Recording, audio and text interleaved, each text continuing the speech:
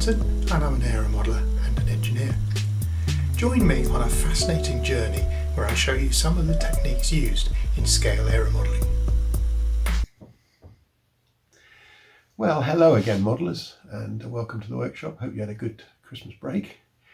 I've had cold again, and the wife's currently laid up with flu. So, not much modelling's got done, I'm afraid, but a lot of thinking. And as you know, I could think for Britain. Anyway, the bit I've been struggling with is, probably just about visible there, is the wing fairing.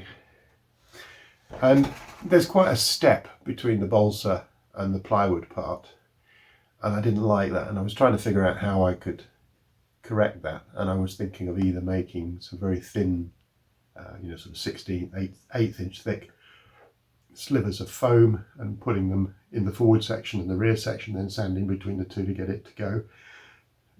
All sorts of things and crazy ideas went through my head. I was thinking of even sheeting it with balsa and then sanding that back to get back through. But as you can see, I think what I've actually done is I've sanded quite aggressively the leading edge of the ply, and even though it's only 64th, or actually it's 32nd ply, actually I'm not sure whether it's 64th or 32nd, have to get the mic out to measure it. I think it's 64th, it's really thin, it's paper thin. And it's worked okay, and it's lessened the ridge. I've also been diving through my library. I've got hundreds of photographs of chipmunks and what have you, many walkarounds that I've shot myself of various chipmunks. And there is actually 3 sections to the upper fairing, and there is a bit of a leap between each section. It's not quite as smooth as you'd think. So I think I might leave it the way it is, and once we get everything done and we glass the fuselage, then I can even lay some filler in or something like that to try and improve it. Whether I then take a mould from that to make fiberglass fairings, I don't know. I'm really not sure. That might just be too much work. So what we're going to look at today is the area in front of the fairing.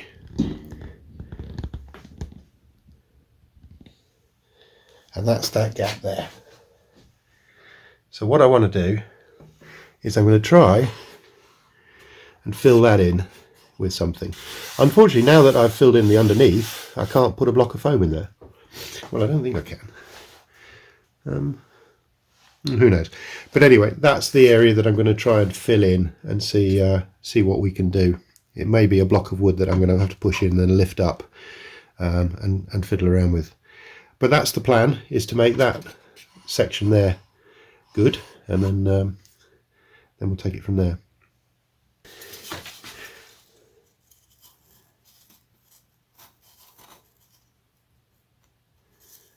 Let's see if we can make that block of foam work.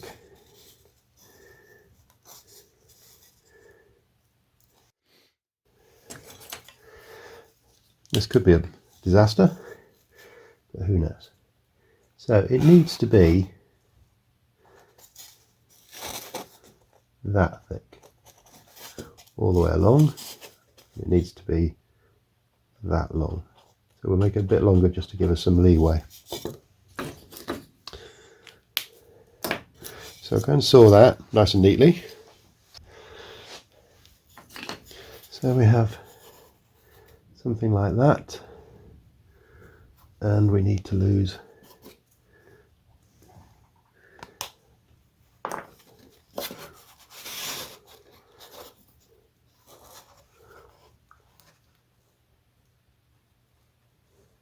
that much off the end.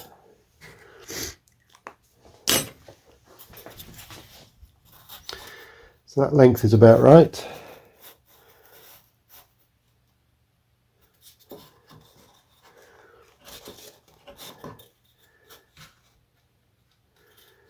And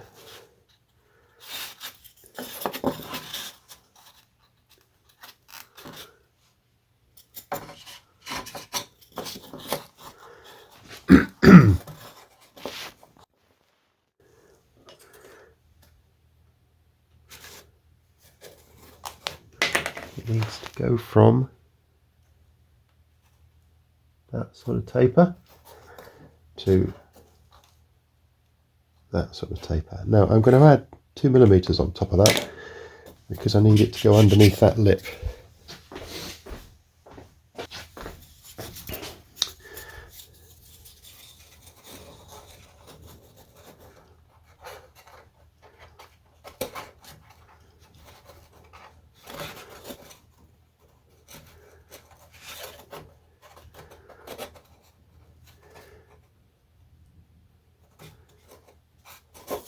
Fraction off the front.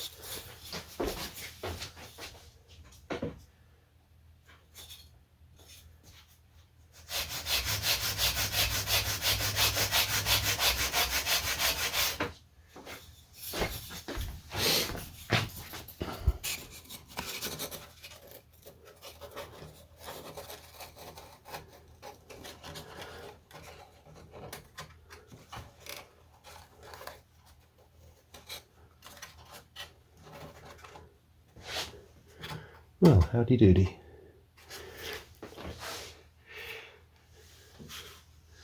That should do nicely. Now, gluing foam is a problem because obviously the glues you use will dissolve the foam, and also you can alter the sanding characteristics of the foam if you get any of the glue on the surface. And what I found probably the easiest way to glue foam is with a very thin film of epoxy, but keep it away from the surface of the foam.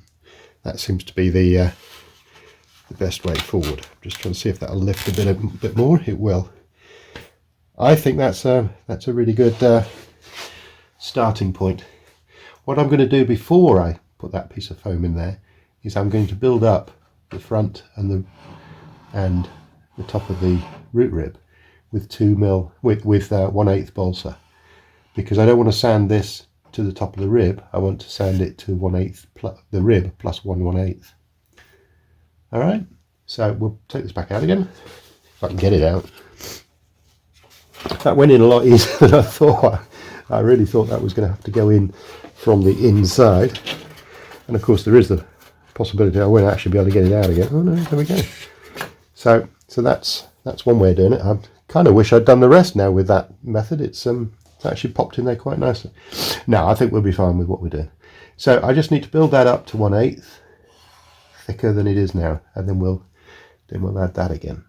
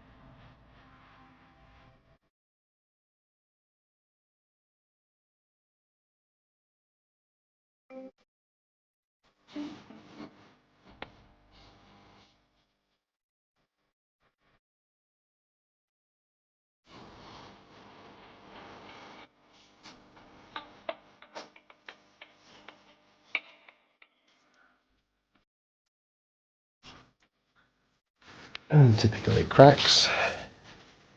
Story of my life these days.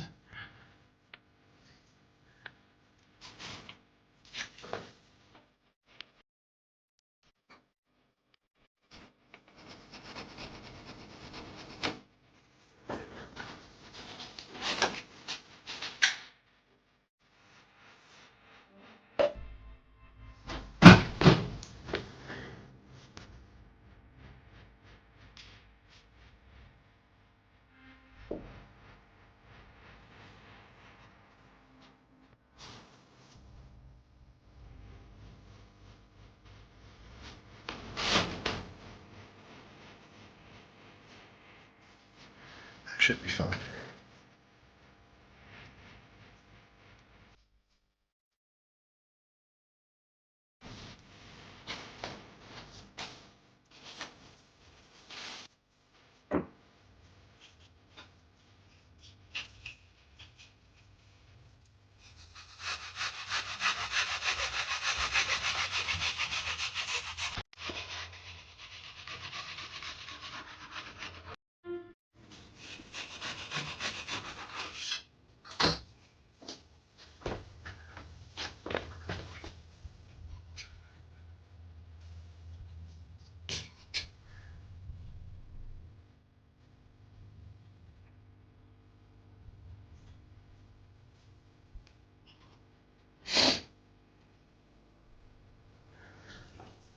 this could be difficult.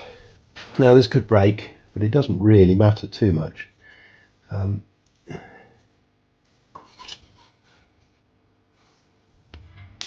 it has, in fact. So what we'll do is we'll just put it in sections. I think that's probably the easiest way to attack it.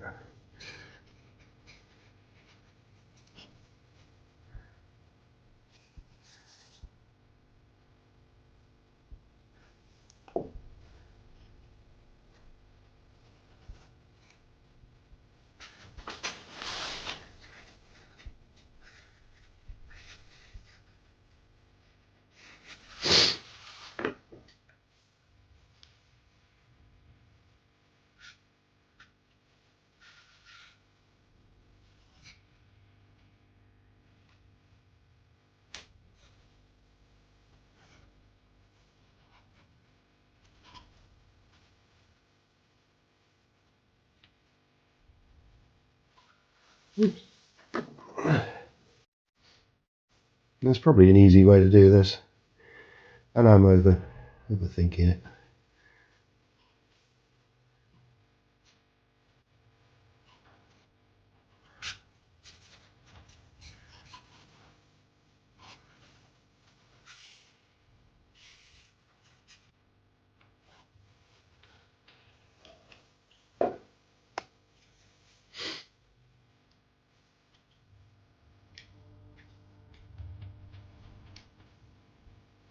I've probably successfully stuck my finger to it, which I have. Good old. Extricated my finger. And there's just one little piece missing there.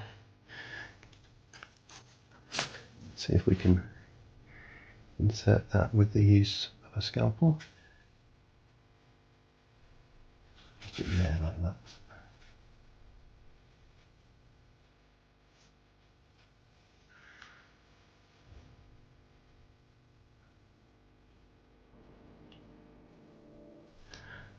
Oops, it's moved. Of course it has.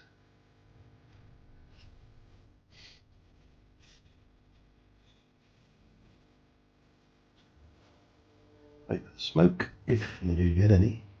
Most CAs do smoke as they set. And this one, it doesn't always give me that clue. Okay. Thermogrit file. Just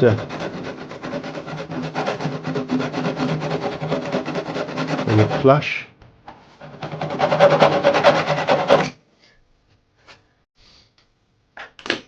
Now, let's see if we can get this block back in there again. Of course, we might not now that we've put that 1/8 in the way.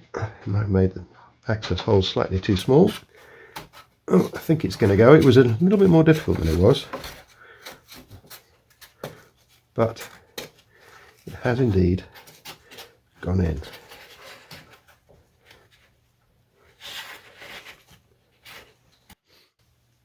You can use PVA glue as well to glue foam, but it takes forever to go off. So epoxy isn't much better. It's not the quickest thing. So what I'll do is I'll just mix up a little bit of epoxy and apply some epoxy. I'm not going to use that pen. Let's try this one. It's got a thin end on the end, on the tip. So the epoxy mustn't go above that line.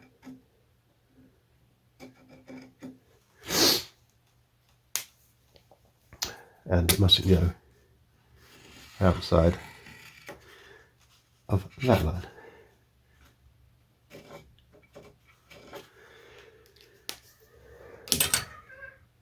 Let's see how we get on.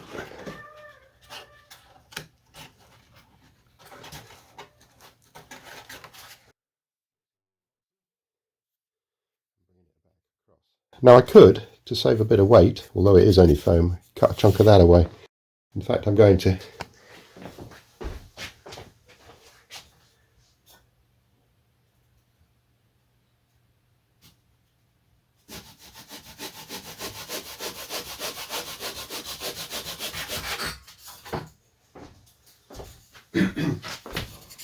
As you can see, I've cut some of that away now because it's going to be sanded.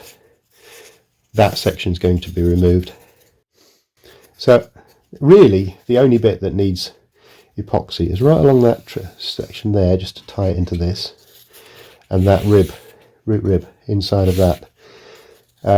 Any that's on the back edge there will be, will be good, but it's not going to do quite so much work. And this is all going to be glassed anyway, so let's go and mix some resin, some epoxy resin. One of the problems with having a break is you can never find anything afterwards. Now I try to religiously put things away in their rightful place so that when it comes to modelling time, I know exactly where everything is. It doesn't seem to quite work so well these days. Right, so I'm still sticking to this Deluxe Materials Speed Epoxy. This is a 20-minute epoxy, but I'm really finding it's quite nice, except the lids are glued on now. It seems to set in 20 minutes, as it says on the packet, but don't really think about sanding or doing anything too arduous with it for an hour or two, and then it doesn't really set full solid, and for days, which is kind of okay, but it does eventually set really solid, and that, to my mind, is what you really need. There's nothing worse than an epoxy that turns rubbery and never really gets hard. I mean, some flexibility in a joint is probably not a bad thing, but traditionally glues for aeroplanes have been fairly stiff. That probably goes against all the free flighters who would say that they want a flexible glue so that when it crashes it bends. Well, my philosophy is don't crash. If you crash a full size, it breaks. And if you crash one of my models, it breaks. That's how it goes. Just don't crash. I think trying to build a model that will survive a crash ends up with a model that's heavier and that is more likely to crash. So it's a never-ending battle, and you'll never get there in the end. But trainers, it's fine. Build something that's quite robust, that can survive a 10-foot drop on landing. But for scale models, I think you should have gone beyond your trainer stage by then, and you should be able to fly. Let's hope. Could be expensive otherwise. Let's take that over and glue it in. Okay, we have our epoxy. I'm going to try and put a very thin smear on this. Now, it's inevitable that we're going to get some on the sides, above that line, because as you push it in, it's going to push the glue upwards. So it's debatable as to whether I put the glue on this bit or whether I put it actually on the opening as to where it's going to go. But this is what I'm doing. So if it's wrong, it's wrong. As I said before, this is going to be covered in fiberglass, so it doesn't really matter, and the finish of this is not so important. It's just really to get the shape of the fairing right. Okay, there's only a small amount on there. I am going to put some along the top. Now this may get onto the balsa, so I think before we walk away from this adhesive exercise, we make sure we wipe that as best we can, try and capture any that might have tried to escape. And that should do us. As I said, it's this root rib section that's the really important one. Now let's see if we can get it back in there one last time. I actually went in a lot easier now because there's less mass at the bottom. The underside has been removed. Let's get it up against the rib. Should start to see our pen line everywhere. Fortunately, I can reach in through the cockpit floor and reach that foam I should be able to just push it up a little bit. So I want it to touch the balsa at the front here. Now we can see our line quite nicely. This bit's not so easy to get to, but I want to push that across and up.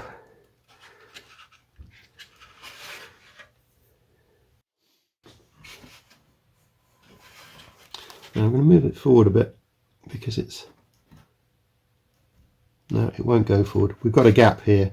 I think that's just going to have to be packed out later on. Any epoxy along the top edge here is actually fine. There's so little. There's very little along the back there either. So I think we're good enough there. It just needs to fill that area, and then we can rough it out with one of the Permagrit tubes, sanding tube. Anyway, once that's set, we'll set to and we'll sand that and see how we get on. Okay, so it's been about 40 minutes and the epoxy has gone fairly hard. I'm going to hit it rather aggressively with a round file. This is a Permagrit coarse file or tube or whatever you want to call it, sanding tube. But I've got to be very careful I don't touch the balsa because this is quite vicious. Now what I've also got to bear in mind is I'm still full of flu. So if this dust and stuff kicks me off into a coughing fit, then then I may have to stop.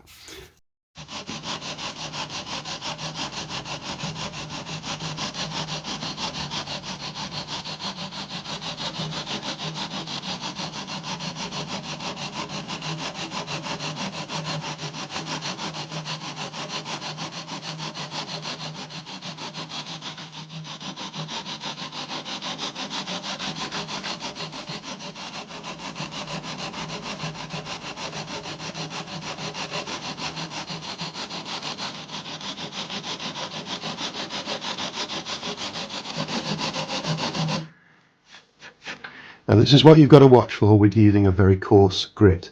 It can actually grab the foam and tear it. So you've got to stop before you get too far. You've got to finish off the last bit with a finer tool. But we're okay to go for a little bit further on this one. I've just eased the pressure very slightly. I'm not pushing quite so hard.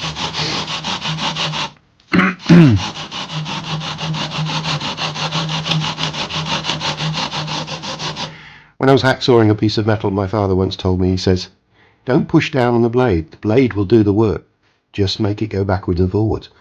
And he's quite right, the tool does the work, not your pressure on it, so go easy.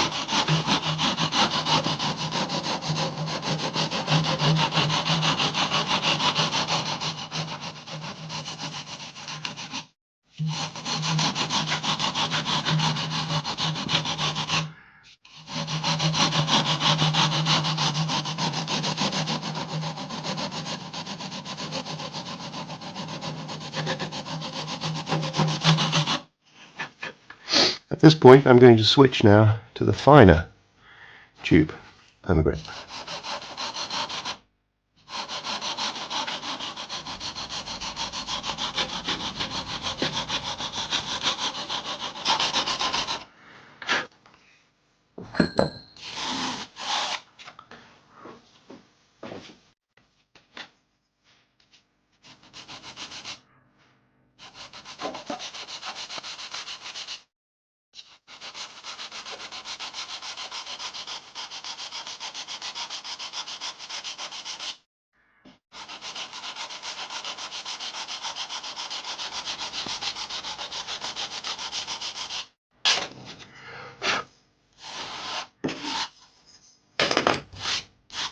There's a bit of a step just there. I think we'll probably have to deal with that with a bit of filler just to bring that up, because that curve's nice. So if I sand this down any flatter to bring that in, we'll lose that curve. So we'll just splodge a bit of filler in there after it's glassed. The reason I don't want to use filler at this point is because I don't like to put a filler on top of bare balsa. Now it's all very well if you've got a slight, mismatch in a joint or something like that, that's fine. But to build up a surface, I do not like to use the really fine, lightweight fillers on balsa. I would prefer to to get a coat of resin on this, bit of glass on it, and then use, you know, an epoxy filler, a lightweight epoxy filler to do the work for me.